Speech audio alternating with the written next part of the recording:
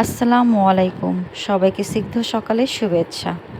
আমি সামিয়া। আজকে আপনাদেরকে আমার ছোট্ট ছাদে বেড়ে ওঠা এই কুমড়ো পাতা দিয়ে মজার একটি খাবার বানিয়ে দেখাবো।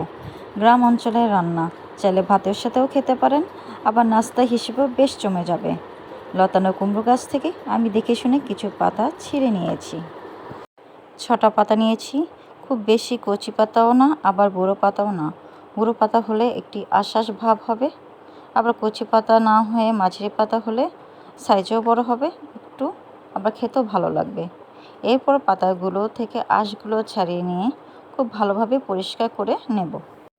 এরপর একটি বাটিতে কিছুটা গরম পানি ও সামান্য লবণ মিশিয়ে নিলাম। তারপর পরিষ্কার পাতাগুলো আমি একটি একটি করে গরম জলে ডুবিয়ে দিব। পাতাগুলো ডুবিয়ে দিলে হবে কি, পাতাগুলো নরম হয়ে যাবে, ফলে ভাজার সময় পাতাগুলো করকরে বা শক্ত হয়ে যাবে না। পাতা নরম থাকলে খেতেও মজা লাগবে।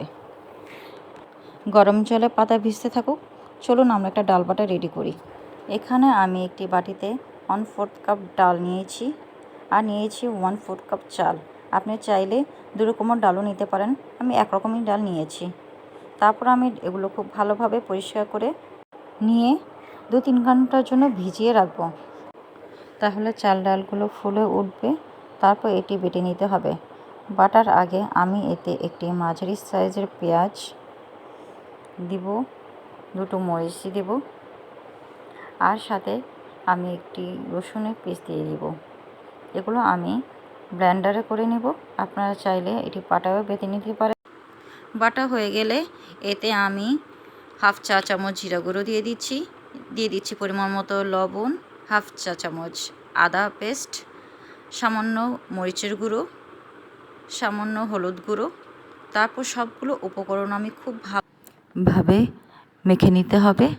আমাদের ডাল বাটার মিশ্রণটি রেডি হয়ে গেছে। আপনি এতে কুচানো পেঁয়াজ, কাঁচামরিচ, ধনেপাতা দিতে পারেন। আমি এভাবেই করেছি। আর এদিকে গরম জল থেকে পাতা উঠিয়ে নিয়ে একটি একটি করে পাতা বিছিয়ে নিয়ে সেই বেটে নেওয়া ডালটা ভালো করে এভাবে মাখিয়ে নিতে হবে। ঠিক যেমন গায়ে হলুদের কনেকে হলুদ মাখাই, খুব বেশি মোটার দরকার নেই, আমরা পাতলা পাতলা করেই ডালটা মাখিয়ে নিব। একটি আস্তরণ বিছিয়ে দিলেই হবে।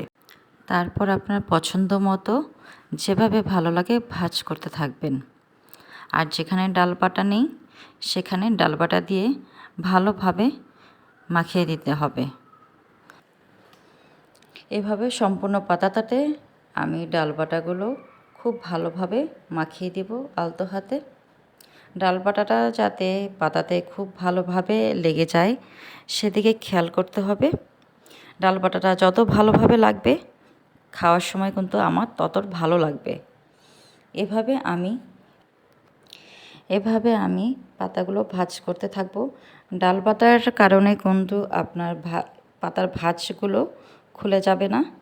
আপনি আঙ্গুল দিয়ে একটু চেপে চেপে লাগিয়ে দিবেন, তাহলে আবার তেলে দিলে পাতাটা ছড়িয়ে যাওয়ার ভয় থাকবে না। এভাবে আমি ডাল বাটাগুলো খুব সাবধানে লাগিয়ে নিচ্ছি। দেখুন, আমি আরও একটি পাতাতে ডাল বাটা মেখে নিয়েছি। দেখুন, এভাবে আমি একে একে সবগুলো পাতা রেডি করে নিয়েছি। তারপর গরম তেলে ভেজে নেব। তেলটা গরম করে নেওয়ার পর চুলার আঁচটা মিডিয়াম লো হিটে করে দেব। আর তেলে দেওয়ার পর আপনি চাইলে উপরের দিকে একটু ডাল বাটা দিয়ে দিতে পারেন, এটা আপনার ইচ্ছা। এখন ব্রাউন কালার হয়ে গেলে আমি খুব সাবধানে পাতাগুলো উল্টিয়ে দিব। দেখুন, আমার ব্রাউন কালার হয়ে আসছে, খুব সুন্দর লাগছে।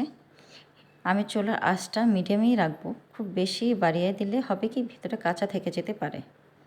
এইভাবে আমি সবগুলো পাতা ভেজে নেব।